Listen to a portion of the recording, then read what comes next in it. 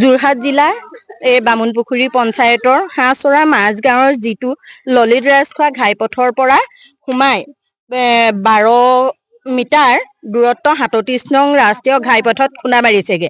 সেই ৰাস্তাটো এনেকুৱাই ভয়ংকৰ ৰূপ লৈছে যে ল'ৰা ছোৱালী স্কুললৈ ওলাব নোৱাৰে। এজাক বৰষুণতেই জলডুবি নিচিনা হৈ পৰে। 2-3বাৰ তেনেকে স্কুটি লুটি খাই গৈছে।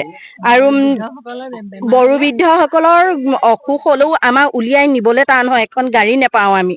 গতিকে এখন চৰকাৰ থাকিও যে ইমানখিনি আমি ভুগিবলগীয়া হৈছে, কিন্তু তেওঁলোকে ইলেকশ্যনৰ মুহূৰ্তত আহে, সকলো প্ৰতিনিধিয়ে আহে বা বিধায়কসকল আহে, তেওঁলোকে এটাই আশ্বাস দিয়ে যে এই ৰাস্তাটো এইবাৰ আপোনালোকৰ আমি কৰি দেখুৱাম।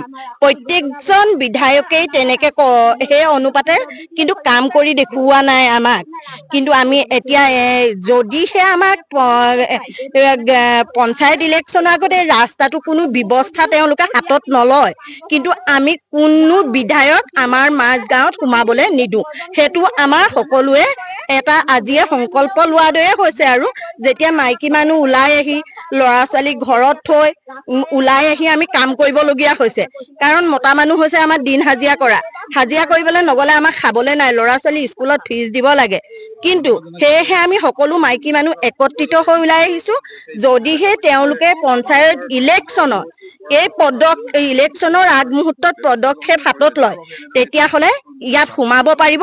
আৰু যদি এই ৰাস্তাটো মেৰামতিৰ নামত একো তেওঁলোকে বহন নকৰে, কিন্তু ইয়াত কোনো ধৰণৰ বিধায়ক আমি ইয়াত সোমাবলৈ দিয়া নহ'ব। যিকোনো খবৰৰ বাবে যোগাযোগ কৰক 7099017330 লগতে 7099017110 নম্বৰত।